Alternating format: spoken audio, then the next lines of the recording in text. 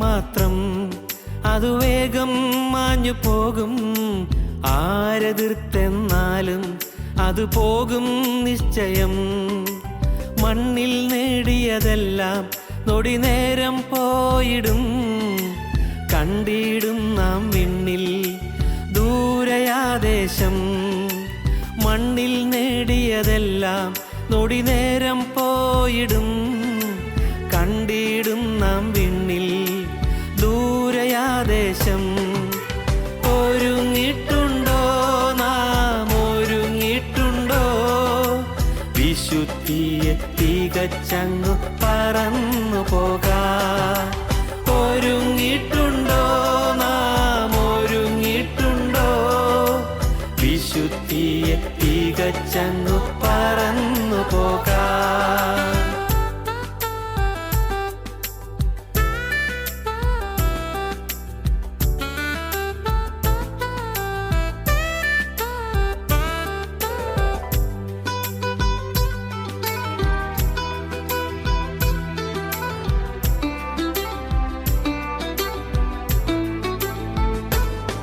ധനസുഖമാനങ്ങളെല്ലാം താൽക്കാലികമെന്നതാൽ കാലങ്ങളായി നാം നേടും.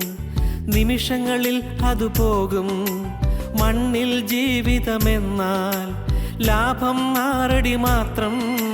പ്രാണൻ ക്രിസ്തുവിലെന്നാൽ മൺകൂടൊഴിയുന്നതു ലാഭം. മണ്ണിൽ ജീവിതമെന്നാൽ ലാഭം ആറടി മാത്രം.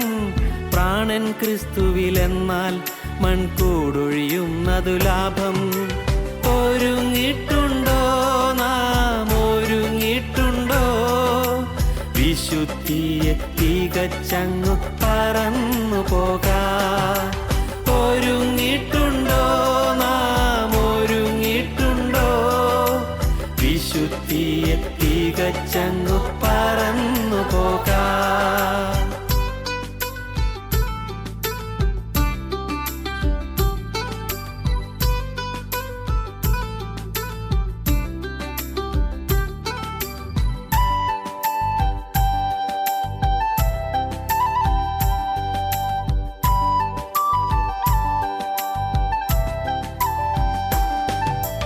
ദേഹം അസ്ഥിരമാകും, മനസ്സതു വ്യാകുലമാകും. കണ്ടവരെല്ലാം പിരിയും, തുണയായി നിന്നവർ മാറും. ഏകാന്തതയില്ലെന്നാൾ നാം നേടിയതെന്തെന്നറിയും. ക്രിസ്തുവിലാശ്രയമെന്നാൽ അതുമാത്രം ലാഭമാകും. ഏകാന്തതയില്ലെന്നാൾ നാം നേടിയതെന്തെന്നറിയും. ക്രിസ്തുവിലാശ്രയമെന്നാൽ അതുമാത്രം ലാഭമാകും. ഒരുങ്ങിട്ടുണ്ടോ നാം, ഒരുങ്ങിട്ടുണ്ടോ? വിശുദ്ധിയെ തികച്ചങ്ങു പറന്നു പോകാം. ഒരുങ്ങിട്ടുണ്ടോ നാം, ഒരുങ്ങിട്ടുണ്ടോ? വിശുദ്ധിയെ തികച്ചങ്ങു പറന്നു പോകാം.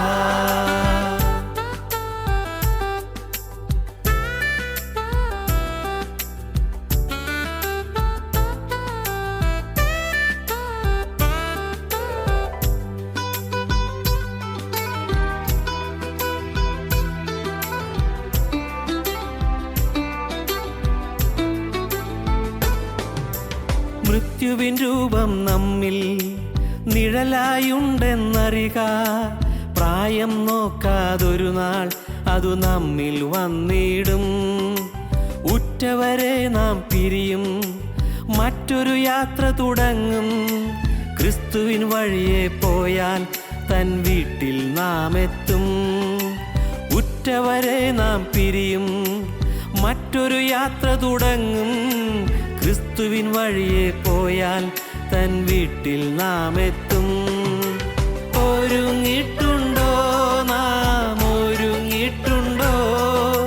വിശുദ്ധിയെ തികച്ചങ്ങു പറന്നു പോകാം. ഒരുങ്ങിട്ടുണ്ടോ നാം, ഒരുങ്ങിട്ടുണ്ടോ? വിശുദ്ധിയെ തികച്ചങ്ങു പറന്നു പോകാം. ഒരു ജീവിതം മാത്രം, അതു വേഗം മാഞ്ഞു പോകും. ആരെതിർത്തെന്നാലും അത് പോകും നിശ്ചയം. മണ്ണിൽ നേടിയതെല്ലാം നൊടി നേരം പോയിടും. കണ്ടിടും നാം വിണ്ണിൽ ദൂരയാദേശം. മണ്ണിൽ നേടിയതെല്ലാം നൊടി നേരം പോയിടും. കണ്ടിടും നാം വിണ്ണിൽ ദൂരയാദേശം. ഒരുങ്ങിയിട്ടുണ്ടോ നാം, ഒരുങ്ങിയിട്ടുണ്ടോ? വിശുദ്ധിയെ തികച്ചങ്ങു പറന്നു പോകാൻ. ഒരുങ്ങിയിട്ടുണ്ടോ നാം, ഒരുങ്ങിയിട്ടുണ്ടോ? വിശുദ്ധിയെ തികച്ചങ്ങു പറന്നു പോകാൻ. ഒരുങ്ങിയിട്ടുണ്ടോ നാം, ഒരുങ്ങിയിട്ടുണ്ടോ? വിശുദ്ധിയെ തികച്ചങ്ങു പറന്നു പോകാൻ. ഒരുങ്ങിയിട്ടുണ്ടോ നാം, ഒരുങ്ങിയിട്ടുണ്ടോ? വിശുദ്ധിയെ തികച്ചങ്ങു പറന്നു പോകാൻ. ഞങ്ങളും ക്രൂശിക്കപ്പെട്ട ക്രിസ്തുവിനെ പ്രസംഗിക്കുന്നു. യോഹന്നാന്റെ സുവിശേഷം 4-ാം അധ്യായം 35-ാം വാക്യം വായിക്കാം. ഇനി 4 മാസം കഴിഞ്ഞിട്ട് കൊയ്ത്തു വരുന്നുവെന്ന് നിങ്ങൾ പറയുന്നില്ലയോ? നിങ്ങൾ തലപൊക്കി നോക്കിയാൽ നിലങ്ങൾ ഇപ്പോൾ തന്നെ കൊയ്ത്തിന് വെളുത്തിരിക്കുന്നത് കാണും എന്ന് ഞാൻ നിങ്ങളോട് പറയുന്നു. നിങ്ങൾ പറയുന്നു ഇനി കൊയ്ത്തിന് ധൃതിയില്ല, ബന്ധപ്പെട്ട് കൊയ്യേണ്ടത് ആവശ്യമില്ല, കാരണം 4 മാസമുണ്ട്. 4 മാസം കഴിഞ്ഞിട്ട് കൊയ്ത്ത് വരുന്നു. കഥ പറയുന്നു, അല്ല, നിങ്ങൾ തലപൊക്കി നോക്കിയാൽ വയലേലകൾ കൊയ്ത്തിന് പാകമായി കിടക്കുന്നത് കാണാം. വയലിൽ നെല്ല് വിളഞ്ഞു കിടക്കുന്നത് നിങ്ങൾക്ക് കാണാം. തലപൊക്കി നോക്കിയാൽ നിങ്ങളുടെ സ്വന്തം ചിന്താഗതിയിൽ ഇനി കാലമുണ്ടെന്ന് നിങ്ങൾക്ക് തോന്നുന്നു. കുറേ കാലം കൂടി ഉണ്ട്, 4 മാസം കഴിഞ്ഞിട്ടേ ഉള്ളൂ. അല്ല, അതിന് മുമ്പൊന്നും വരാൻ പോകുന്നില്ലല്ലോ. 4 മാസം കഴിഞ്ഞിട്ടല്ലേ ഉള്ളൂ. തലപൊക്കി നോക്കിയാൽ നിലങ്ങൾ കൊയ്ത്തിന് വെളുത്തിരിക്കുന്നത് നിങ്ങൾ കാണാം. ദൈവത്തിന് സ്തോത്രം. കർത്താവ് ഇത് പറയുമ്പോൾ കർത്താവ് ആ ഗരിസി മലമുകളിലേക്ക് നോക്കുകയാണ്. ശമരിയിലെ യഹൂദ്യയിൽ നിന്ന് വേർതിരിക്കുന്ന ഗരിസി മലയിലേക്ക് നോക്കുമ്പോഴുണ്ട് നിരനിരയായി ആളുകൾ നടന്നു വരുന്നു. ആ മല ഇറങ്ങി വരികയാണ്. 1-2 പേരല്ല, നിരനിരയായി ശമരിയിലെ ജനങ്ങൾ, വലിയ കൂട്ടം ജനങ്ങൾ ആ മല ഇറങ്ങി വരുന്നു. കർത്താവ് ഇത് പറഞ്ഞിട്ട് കർത്താവ് അങ്ങോട്ട് നോക്കുകയാണ് മലയിലേക്ക്. നിങ്ങൾ തലവൊക്കി നോക്കിയാൽ നിലങ്ങൾ ഇപ്പോൾ തന്നെ വെളുത്തിരിക്കുന്ന നിങ്ങൾ കാണാം, ഇനിയും വൈകരുത് എന്ന്. ദൈവത്തിന് സ്തോത്രം. എന്താണ് അതിൻ്റെ പിന്നിലുള്ള പശ്ചാത്തലം? എന്താണ് നിങ്ങൾക്കറിയാമല്ലോ. അന്ന് കർത്താവ് സുഖാർ കിണറ്റരിയിൽ കർത്താവ് വന്ന ശമരി സ്ത്രീയോട് സംസാരിച്ചു. ഒരു സെക്കൻഡും കർത്താവ് വെറുതെ കളഞ്ഞില്ല. എല്ലാം വിലപ്പെട്ട സമയമായിരുന്നു. നട്ടുച്ച നേരത്ത് വെയിലേറ്റ് വാടി തളർന്ന് കർത്താവും ശിഷ്യന്മാരും ആ കിണറ്റരിയിൽ വന്നു. യോഹന്നാന്റെ ശേഷം 4-ാം അധ്യായം വായിക്കുമ്പോൾ നിങ്ങൾക്ക് മനസ്സിലാകും. യോഹന്നാൻ 4. അവിടെ കർത്താവ് ഇങ്ങനെ ആരെയോ പ്രതീക്ഷിച്ച് നിൽക്കുന്ന പോലെ ശിഷ്യന്മാർ ആഹാരം കൊള്ളാനായിട്ട് പട്ടണത്തിലേക്ക് പോയിരിക്കുകയാണ്. കർത്താവ് ഏകനായി നിൽക്കുകയാണ്. അപ്പോഴാണ് ഒരു സ്ത്രീ വെള്ളം കോരുവാൻ വന്നത്. അവൾ ആ സമയത്ത് വരാൻ കാരണമുണ്ട്. അവൾക്ക് ആളുകൾ കൂടുമ്പോൾ വരാൻ സാധ്യമല്ല. അവൾക്ക് ലജ്ജയുണ്ട്. അവളുടെ ജീവിതം താറുമാറായ ഒരു ജീവിതമാണ്.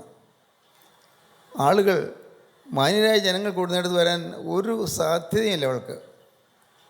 അവൾ, ആ ശമരിയ സ്ത്രീ, അവൾക്ക് ജനങ്ങളുടെ ഇടയിലേക്ക് വരാൻ പറ്റാത്ത വിധത്തിൽ ലജ്ജാകരമായൊരു ഭൂതകാലമാണ് അവൾക്കുള്ളത്. എന്നിട്ട് എല്ലാവർക്കും അറിയാം അവളെക്കുറിച്ച്. എല്ലാവർക്കും അറിയാം. ആളുകൾ അവളെ കാണുമ്പോൾ ഒരു മഹാഭാവി എന്നല്ല, കുഷ്ഠരോഗം ബാധിച്ച ഒരാളെന്ന പോലെ അത്രമാത്രം അവൾ വെറുക്കുകയാണ്. കാരണം അവളുടെ ജീവിതം താറുമാറായ ജീവിതമാണ്, നശിച്ചുപോയ ജീവിതമാണ്. ആ സമയത്ത് അവൾ വരാൻ കാരണം ഇപ്പോൾ ആരും വെള്ളം കോരാൻ പറ്റുന്ന സാധ്യതയുള്ള സമയമല്ല. ഇപ്പോൾ തിരക്കില്ലാത്ത സമയമാണ്. ഇപ്പോൾ പോയാൽ കൊള്ളാം, പ്രശ്നമൊന്നുമില്ലല്ലോ, ആരെയും കാണണ്ടല്ലോ, വെള്ളം കോരിക്കൊണ്ട് വേഗം പോന്നാൽ മതിയല്ലോ. ഈ സ്ത്രീക്കൊരു ചരിത്രമുണ്ട്. ശമരിയ സ്ത്രീ, അവൾ ഒരു കൊള്ളരുതാത്ത ജീവിതം നയിച്ച സ്ത്രീയാണ്. അവൾ അതുകൊണ്ട് തന്നെ പറയുന്നുണ്ട് 5 ഭർത്താക്കന്മാരുണ്ടായിരുന്നു, ഇപ്പോൾ ഉള്ളവൻ ഭർത്താവല്ല എന്ന്. നോക്കൂ, എത്ര മോശമായൊരു ജീവിതം. 5 ഭർത്താക്കന്മാരുണ്ടായിരുന്നു, വിവാഹം കഴിഞ്ഞതാണ്.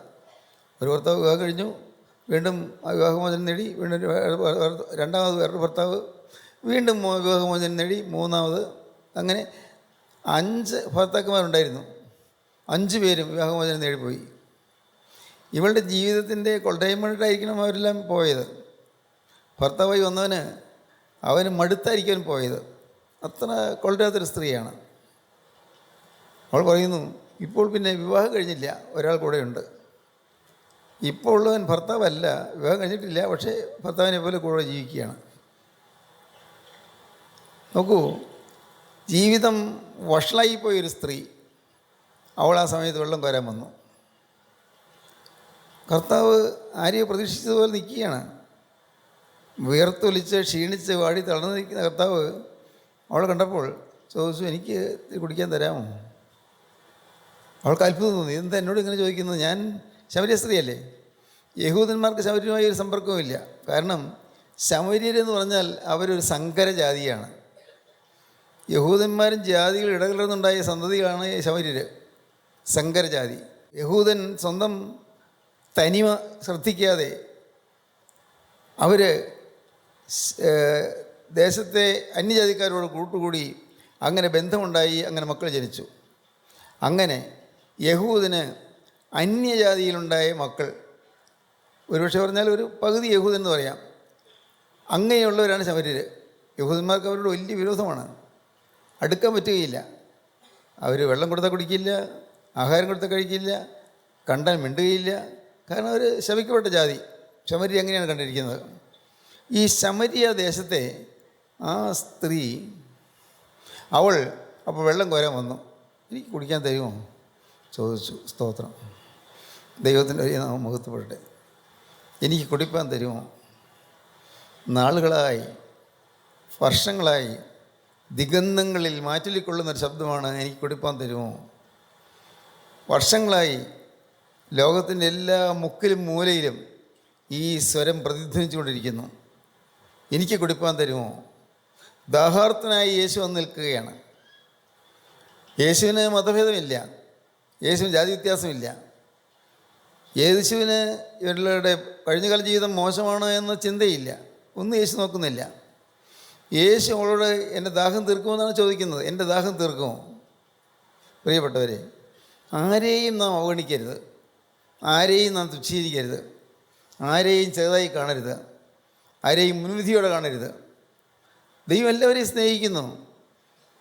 ജീവിതത്തിൽ പോരായ്മയുള്ളവരുണ്ടാവും, ചില തെറ്റുകൾ പറ്റിയിട്ടുണ്ടാകും, പല രീതിയിൽ വീഴ്ച പറ്റിയിട്ടുണ്ടായിരിക്കും. അവരെപ്പോലും യേശുക്രിസ്തുവിൻ്റെ അനുഭവത്തോടെ വേണം നാം കാണാൻ. യേശുക്രിസ്തു എങ്ങനെയാണ് അവരെ കാണുന്നത്? യേശുക്രിസ്തു അവരെ കാണുന്നത് സ്നേഹത്തോടെയാണ്, വാത്സല്യത്തോടെയാണ്, ആദരവോടെയാണ്.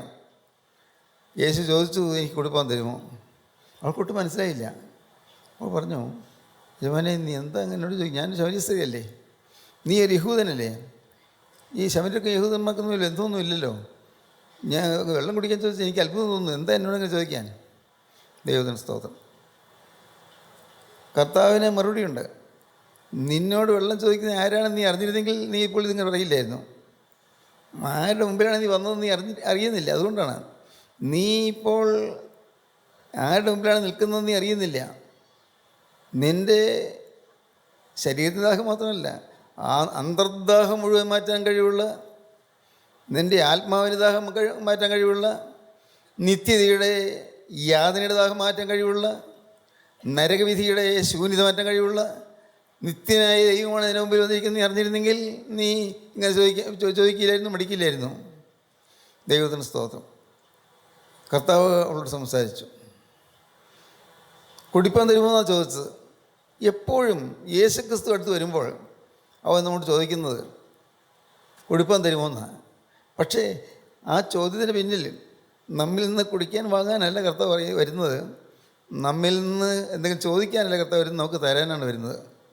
നമ്മുടെ നിത്യമായ ദാഹം തീർക്കാൻ യേശു മുമ്പിൽ നിൽക്കുന്നു. ഒരു മുഖവരിയായിട്ടാണ് നീ എനിക്ക് കുടിപ്പാൻ തരുമോ എന്ന് ചോദിച്ചത്, ഒരാമുഖമായിട്ട്. ദൈവത്തിൻ്റെ വലിയ നാമം മഹത്വപ്പെടട്ടെ. ഈ ഭാഗം യോഹന്നാന്റെ സുവിശേഷം 4-ാം അധ്യായം വായിക്കുമ്പോൾ നിങ്ങൾ മനസ്സിരുത്തി വായിച്ചാൽ വളരെ ഹൃദ്യമായിട്ട് തോന്നും. എനിക്ക് കുടിപ്പാൻ തരുമോ? ജീവനുള്ള ദൈവം ഇന്ന് നിങ്ങളെല്ലാവരോടും കൂടി ഇരിക്കുന്നത് കാണുന്നുണ്ട്, എന്നെയും കാണുന്നുണ്ട്. നിങ്ങളെല്ലാവരും എവിടെ നിന്ന് വന്നെന്ന് കിട്ടാൻ അറിയാം, എത്ര ദൂരയാത്ര ചെയ്ത് വന്നവരാണെന്ന് കിട്ടാൻ അറിയാം, നിങ്ങളുടെ മനസ്സിൻ്റെ കോളിളക്കങ്ങളും കൊടുങ്കാറ്റുകളും കിട്ടാൻ അറിയാം, നിങ്ങളുടെ യാതനകളും വേദനകളും കിട്ടാൻ അറിയാം, നിങ്ങളുടെ കഴിഞ്ഞകാല ജീവിതത്തിലെ പോരായ്മകളും കെടുതികളും കിട്ടാൻ അറിയാം. കർത്താവ് അത് മാത്രം കൊണ്ട് നിർത്തില്ല. കർത്താവ് നിങ്ങൾക്ക് എന്താകാൻ സാധിക്കുമെന്ന് കർത്താവിന് അറിയാം. ഇന്നത്തെ സ്ഥിതി ഇതാണ്, പക്ഷേ നാളെ ഇനി എന്താകും എന്ന് കർത്താവിന് അറിയാം. ദൈവത്തിന് സ്തോത്രം.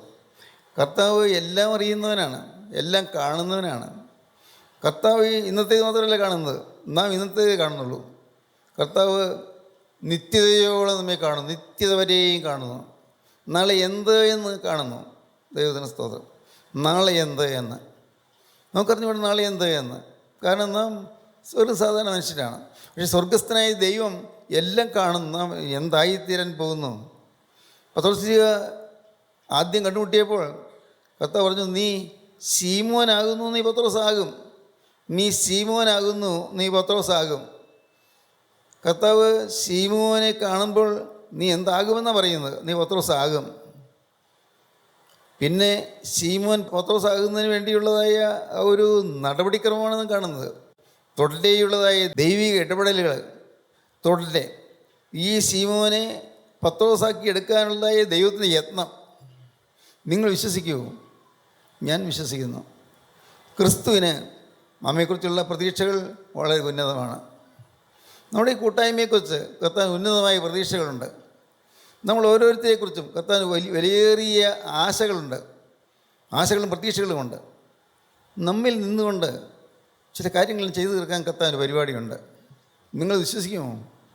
എനിക്ക് എന്ത് കഴിവുണ്ട്, വലിയ ആത്മീയ ജ്ഞാനമൊന്നുമില്ല, എനിക്ക് പാണ്ഡിത്യമില്ല, ആത്മീയമായ അറിവില്ല, പിന്നെ പാവമൊക്കെ ചെയ്ത് പോയുള്ള മനുഷ്യനാണ്, എന്നെക്കുറിച്ച് കർത്താൻ പ്രതീക്ഷിക്കാനാണ് എന്ന് നിങ്ങൾ ചിന്തിച്ച് പാടിപ്പോകരുത്.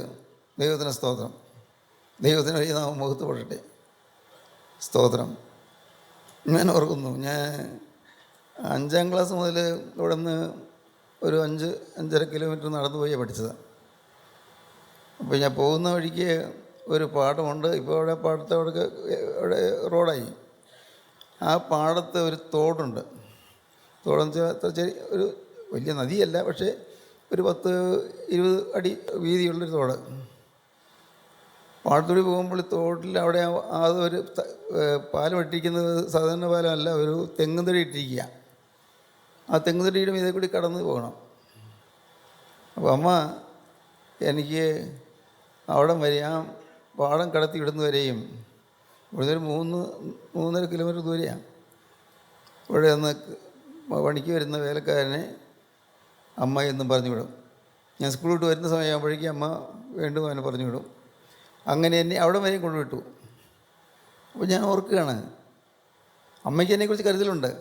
എനിക്ക് കേട് വരരുത്, വെള്ളത്തിൽ പോകരുത്. ഞാൻ ചിന്തിക്കുകയാണ്, അത് അന്നൊന്നും ചിന്തിച്ചില്ലേ, പിന്നീട് ഞാൻ ചിന്തിക്കുകയാണ്, അമ്മ ഒരു വേലക്കാരനെ അയച്ചു, പക്ഷേ എൻ്റെ യേശു തൻ്റെ ദൂതന്മാരെ അയച്ചു.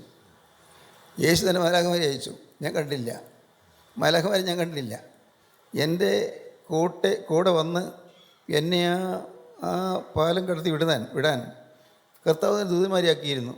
ഇനി ഞാനത് മനസ്സിലാക്കുന്നു. അന്ന് എനിക്കതൊന്നും മനസ്സിലാവുകയില്ല, കാരണം അന്ന് അത്രയും ആത്മീയമായിട്ട് കാര്യം അറിഞ്ഞുകൂടല്ലോ. ദൈവത്തിന് സ്തോത്രം. നിങ്ങൾ തിരിഞ്ഞു നോക്കൂ, നിങ്ങളുടെ ജീവിതത്തിൽ മാലാഖമാർ നിങ്ങളെ കൂടെ നിന്ന് നടത്തിയത്, നിങ്ങൾക്ക് താങ്ങും തണലുമായി നിന്നത്, രോഗശൈലിയിൽ നിങ്ങൾ കിടക്കുമ്പോൾ മാലാഖമാർ വന്ന് നിങ്ങളെ ശുശ്രൂഷിച്ചത്. ഇന്ന് പക്ഷേ നിങ്ങൾ മറന്നുപോയി കാണും. രോഗശൈലിയിലായിരുന്നു, അത് സുഖമായല്ലോ, ഈ ആ ചിന്തയൊക്കെ പോയി. മറിച്ച് നിങ്ങൾ ചിന്തിച്ച് നോക്കൂ, നിങ്ങൾ അത്യാപത്തിൽപ്പെട്ടപ്പോൾ മാലാഖമാർ ഓടി വന്ന് നിങ്ങളെ താങ്ങിയത്. ദൈവത്തിന് സ്തോത്രം. 1980 എനിക്കൊരു സ്കൂട്ടർ ആക്സിഡൻറ്റ്. അന്ന് ഒത്തിരി വലിയ ആക്സിഡൻറ്റ് തന്നെയായിരുന്നു.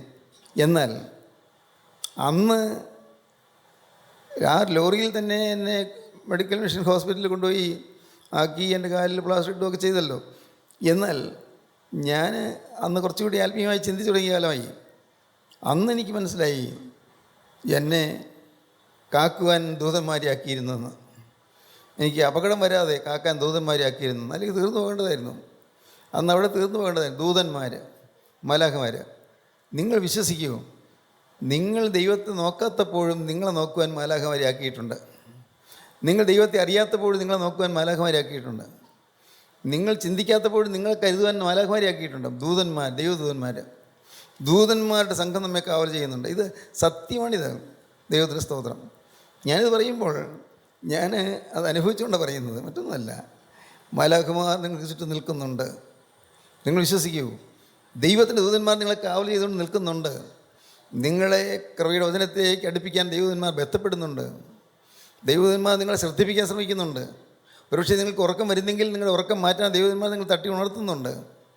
വചനം കേൾക്കുമ്പോൾ നിങ്ങൾക്കൊരു മയക്കം വരുന്നെങ്കിൽ ആ മയക്കം വിട്ട് ഉണരാൻ നിങ്ങളെ ദൈവദൂതന്മാർ പ്രേരിപ്പിക്കുന്നുണ്ട്, നിങ്ങളെ പ്രേരിപ്പിക്കുന്നുണ്ട്, ഉത്സാഹിപ്പിക്കുന്നുണ്ട്. മാലാഖമാരുടെ സംരക്ഷണം, ദൂതന്മാരുടെ സംരക്ഷണം. ദൈവത്തിന് സ്തോത്രം. ദൈവം ഈ ഭൂമിയിലെ മക്കൾക്ക് എല്ലാവർക്കും ദൂതന്മാരെ നിയമിച്ചാക്കിയിട്ടുണ്ട്. പക്ഷെ നിർഭാഗ്യവശാൽ മനുഷ്യനത് അറിയുന്നില്ല. അതുകൊണ്ട് അടുത്ത് നിൽക്കുന്ന ദുരാത്മാക്കളുടെ ആലോചനയ്ക്ക് നാം വഴിപ്പെട്ടു പോകുന്നു. ദുരാത്മാക്കളുടെ ആലോചനയ്ക്ക് വഴിപ്പെട്ടു പോകുന്നു. ഒരിക്കലും സംഭവിക്കരുത്. നമ്മുടെ ജീവിതത്തിൽ നമ്മെ നശിപ്പിക്കാൻ ദുരാത്മാക്കളുണ്ട്, നമ്മെ രക്ഷിക്കാൻ മാലാഖമാരുണ്ട്. മാലാഖമാരെ ദൈവം ചട്ടം കെട്ടിയിട്ടുണ്ട്. നമ്മെ വിഴുങ്ങിക്കളയാൻ, നശിപ്പിക്കാൻ സാത്താൻ തൻ്റെ കിങ്കരന്മാരെ തയ്യാറാക്കി നിർത്തിയിട്ടുണ്ട്. ഇങ്ങനത്തെ ഒരു ലോകത്താണ് നാം ജീവിക്കുന്നത്. ദൈവത്തിന് സ്തോത്രം. ദൈവത്തിൻ്റെ കരുതൽ ഓരോ സംഭവത്തിൽ കൂടെയും ദൈവം നമ്മെ സ്നേഹത്തോടെ ആകർഷിതത്തിലേക്ക് അടുപ്പിക്കാനുള്ള ദൈവത്തിൻ്റെ കരുതൽ, നമ്മെ നിത്യനാശത്തിലേക്ക് പോകാതിരിക്കാൻ വിളിച്ചു ചേർക്കുന്നതായ ദൈവത്തിൻ്റെ കരുതൽ. ദൈവത്തിന് സ്തോത്രം. നിങ്ങൾ ചിന്തിക്കൂ, നിങ്ങളുടെ ജീവിതത്തിൽ ദൈവിക സംരക്ഷണം കിട്ടിയ കാര്യങ്ങൾ, വലിയ ആക്സിഡൻറ്റ് വന്നപ്പോൾ നിങ്ങൾ മരിച്ചു പോകാതെ രക്ഷപ്പെട്ട കാര്യങ്ങൾ. ദൈവത്തിന് സ്തോത്രം. നമ്മുടെ ഓരോ നിമിഷവും നമ്മെ കാക്കുവാനും നമ്മെ നോക്കുവാനും നമ്മെ പരിപാലിക്കുവാനും നമ്മുടെ കാര്യം അന്വേഷിക്കുവാനും ദൈവത്തിന് ദൂതന്മാരുണ്ട്. കർത്താവ് ദൂതന്മാരെ കൽപ്പിച്ചാക്കിയിട്ടുണ്ട്. ദൈവത്തിന് സ്തോത്രം.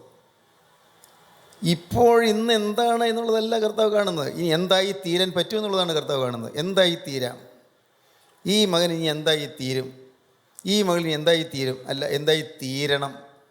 ദൈവത്തിൻ്റെ ആഗ്രഹമാണ്. നമ്മൾ ഓരോരുത്തരെക്കുറിച്ചും വ്യക്തമായ ആഗ്രഹം ദൈവത്തിനുണ്ട്. കർത്താവേ, നിൻ്റെ ആഗ്രഹത്തിന് ഞാനിതാ എന്നെ തന്നെ തരുന്നു. നിൻ്റെ ആഗ്രഹത്തിൽ എന്നെ തന്നെ ഞാൻ വിട്ടുതരുന്നു.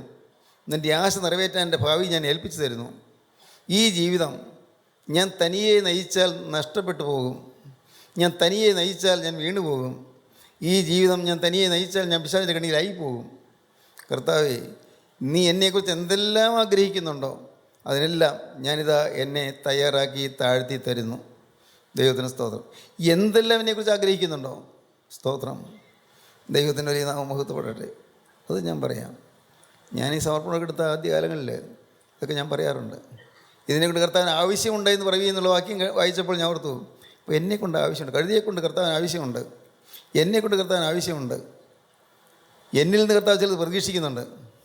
പ്രിയപ്പെട്ടവരെ, അതെന്നെ ഉണർത്തിക്കൊണ്ടിരുന്നു. സ്ത്രീയെ എനിക്ക് കൊടുപ്പാൻ തരുമോ?